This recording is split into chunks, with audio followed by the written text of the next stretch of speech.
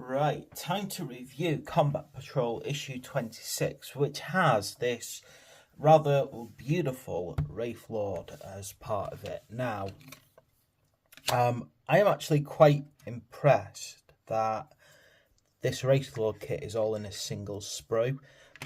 Because, to be quite honest, they could have tried to get away with splitting this over two issues, and the fact that they, chose not to is a positive to say the least. Quite often with larger models, particularly vehicles, they're splitting them apart over two issues, and they didn't on this one, which is great.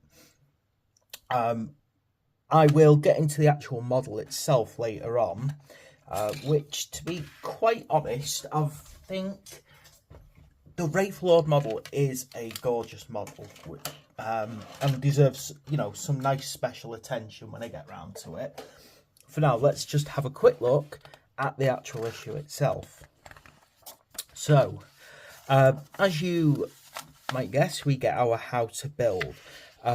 One issue, and I'm going to call it an issue right away with the Wraithlord model, is for a model that is so thin and tall.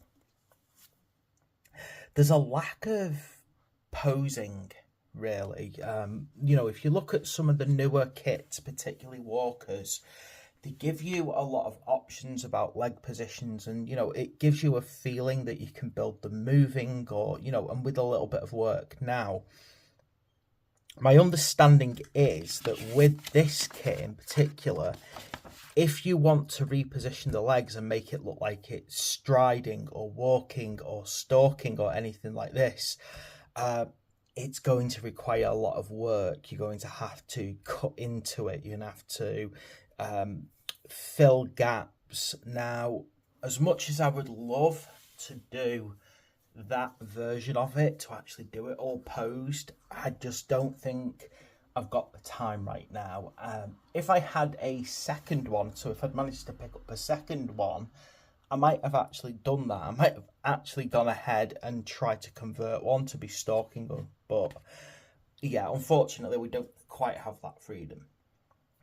What we do have, however, is a nice choice of weapon options if we want to. So what we have is our kind of default with its sword.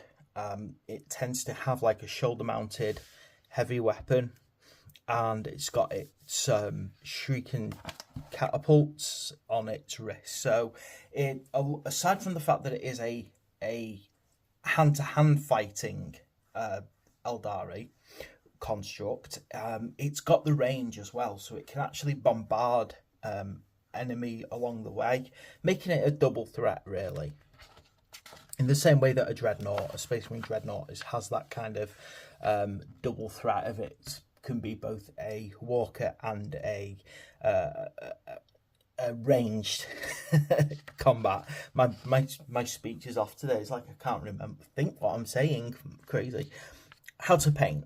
As you may know, if you're following my tutorials, I'm doing Craftworld Ulthway, which is great because then it shows you a different approach to using the red. So we've got quite a big paint job needing to get done on this because we've got a lot of paints to apply to it in a lot of different places. So to say the least, we've got quite a busy painting session coming along.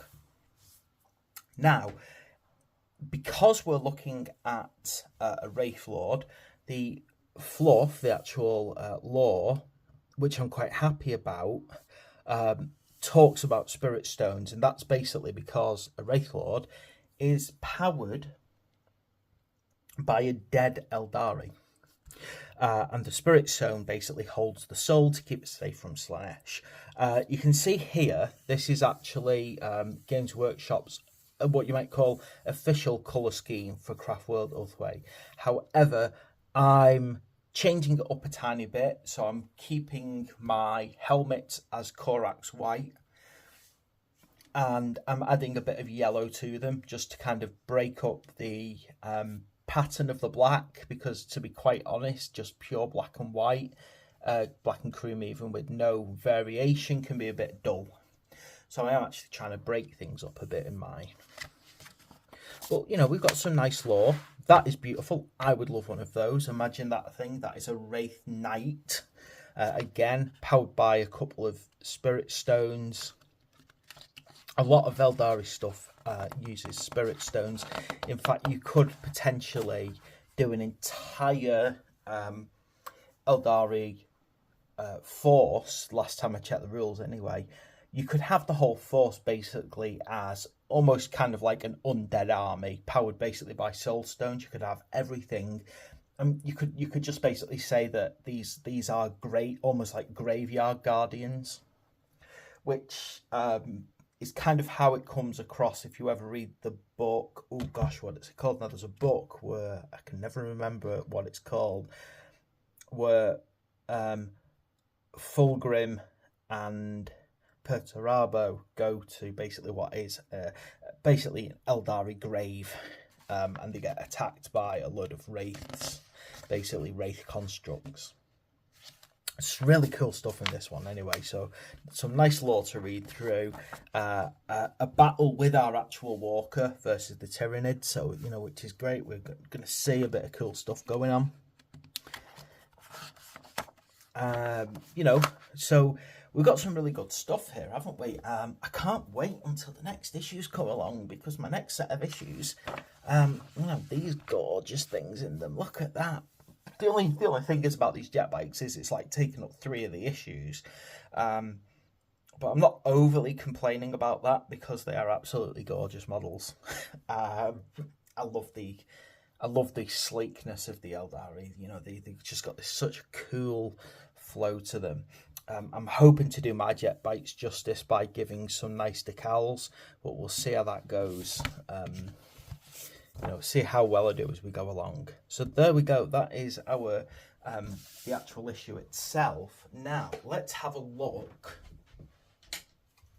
at the actual miniature, which is what we really, you know, came here for in the end, isn't it? There is quite a few choices we can make here. So I'm going to start with the obvious fact, however, that I would love it if I could position those legs, but unfortunately I've had quite a lot of experience about repositioning legs on different miniatures. These are an absolute pain to do.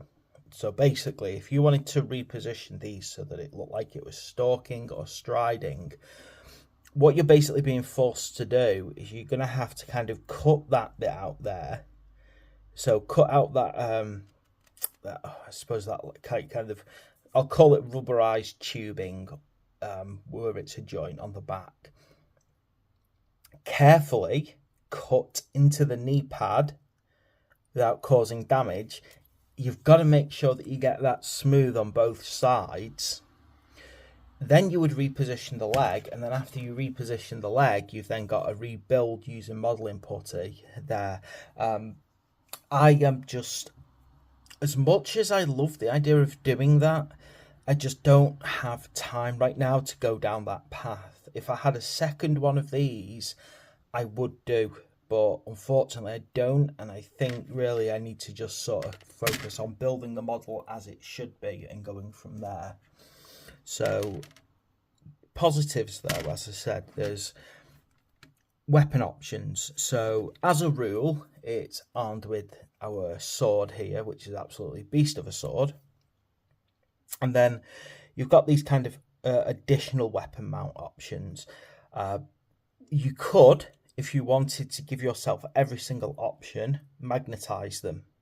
The way that you magnetize these kind of weapons, as a rule, is you kind of cut off those little bits there and replace them with magnets. So you can get like squared magnets. Trying to find one exactly that big though could be problematic, but you can do it. You could use a circular one, but if you're using a circular magnet on what is a squared joint, you're kind of making it more difficult to, you know, get a good fit.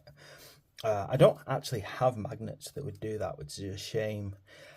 Alternatively, however, and I have seen it done, if you want all the weapon options and you don't want to be cutting plastic, I've seen people just use blue tack.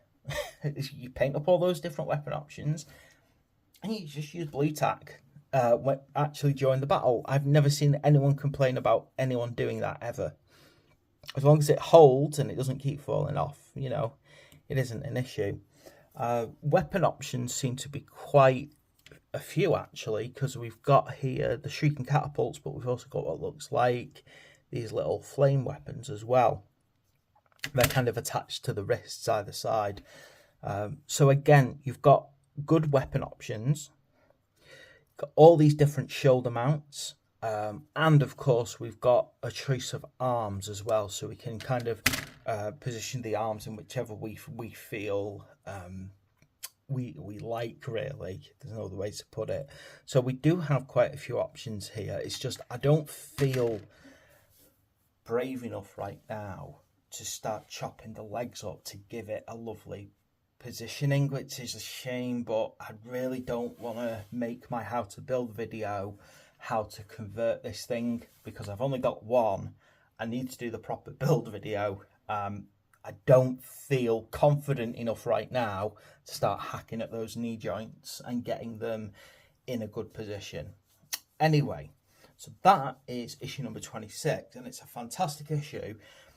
You get a really cool model with it, and I'm glad they didn't decide to split this over 2 issues as well. I'm really pleased that they didn't try and, you know, basically save themselves money, for want of a better word. And you know, we're heading towards a 3-part issue soon as well, so you know that kind of balances out in the end. But there we go, that is issue number 26, and it is a absolutely fantastic thing with a really cool Wraithlord to add to our Eldari.